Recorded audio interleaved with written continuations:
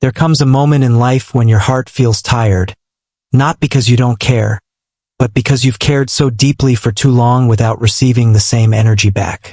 And in that moment, you start thinking about emotional detachment.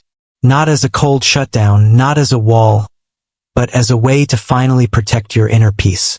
Emotional detachment, when done right, isn't about becoming distant or numb.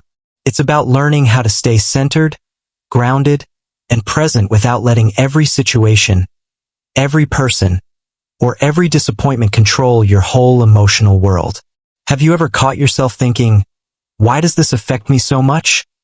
Or, why do I give people so much power over how I feel? This is the moment where emotional detachment becomes a doorway to healing, not losing yourself, but returning to yourself. There are times when someone's words, reactions, or silence hit you harder than they should, and you find yourself replaying the moment again and again.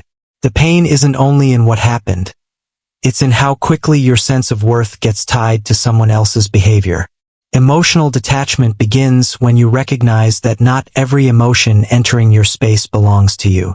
The insight is realizing you can care without collapsing, support without absorbing, love without losing yourself. The guidance is to pause before reacting, breathe before personalizing, and observe before attaching meaning. The healing starts when you allow yourself to step back internally, even while staying respectful and present, choosing calm instead of being pulled into emotional storms. Sometimes you give more than you should, hoping your sincerity will finally be recognized, only to feel invisible or unappreciated. That pain grows quietly, shaping your self-esteem without your awareness. Emotional detachment teaches a powerful truth. Your worth isn't measured by how much you sacrifice for others. People often respond from their own wounds, limits, and blind spots, not from your value. The insight is shifting the question from, why don't they show up like I do?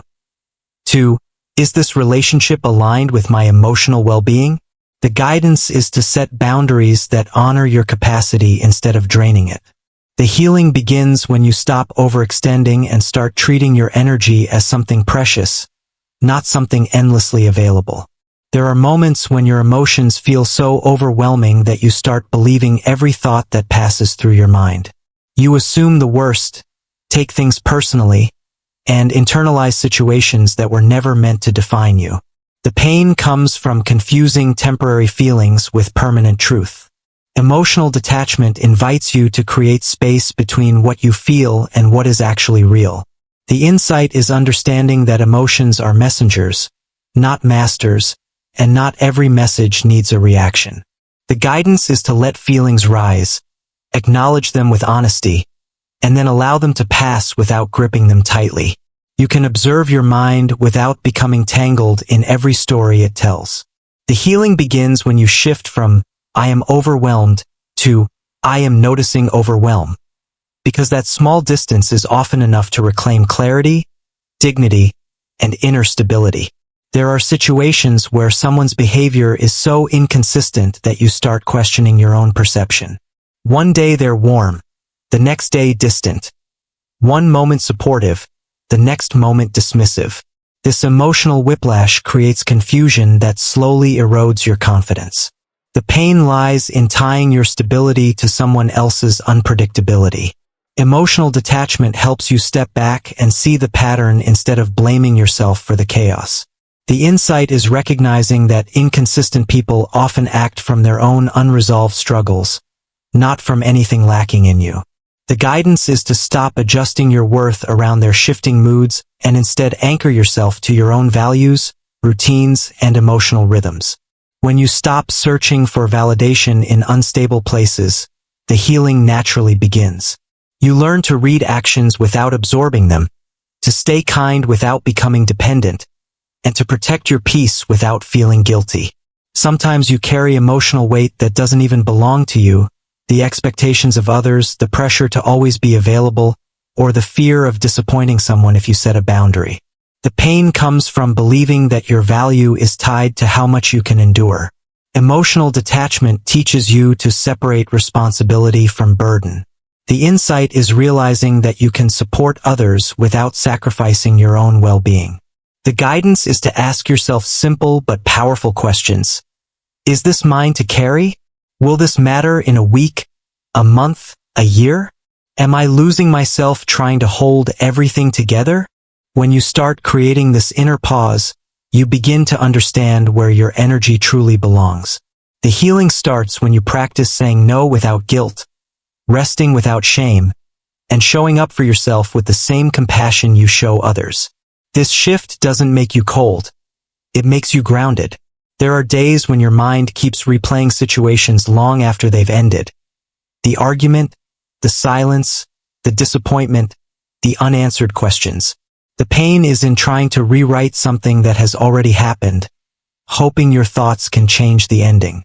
Emotional detachment helps you step away from the loop of what ifs and why did it happen this way. The insight is accepting that clarity doesn't always arrive when you demand it, and closure doesn't always come from people.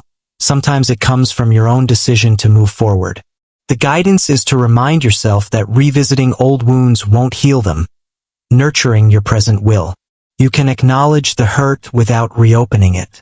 The healing begins when you shift your focus from analysis to acceptance, from reliving the moment to reclaiming your peace. There comes a point when you realize that emotional detachment is not about giving up on people. It's about giving up on patterns that drain you. The pain often comes from feeling responsible for fixing everything. Every misunderstanding, every shift in someone's mood, every distance that grows without explanation. The insight is understanding that you cannot control how others show up, but you can control how much access you allow to your peace. Detachment helps you recognize the difference between someone who is genuinely trying and someone who is just keeping you emotionally available. The guidance is to observe actions instead of clinging to potential. Let consistency speak louder than apologies, and let patterns teach you what words have tried to hide. The healing begins when you stop forcing connections and start allowing what's real to stay, while releasing what's not meant for your growth. This is how you protect the dignity of your own heart and rebuild emotional strength from within. When you practice emotional detachment the right way, you stop reacting from fear and start responding from clarity. The pain of being overwhelmed by people, by expectations, by your own thoughts, slowly loosens its grip when you create the space to breathe before you respond. The insight is realizing that detachment is not emotional distance. It's emotional discipline. It's choosing not to let every situation, every comment, every change in someone's tone take control of your inner world. The guidance is to ground yourself in stillness before making decisions. Ask, is this aligned with my values? Is this worth my peace? Will this matter to the person I am becoming? The healing emerges as you detach from pressure, detach from noise, detach from the urge to please or prove. You step into a quieter, stronger version of yourself. Someone who can care deeply without losing balance. Someone who can stay present without being consumed. Emotional detachment done right is not about shutting down. It's about showing up with clarity, strength, and self-respect.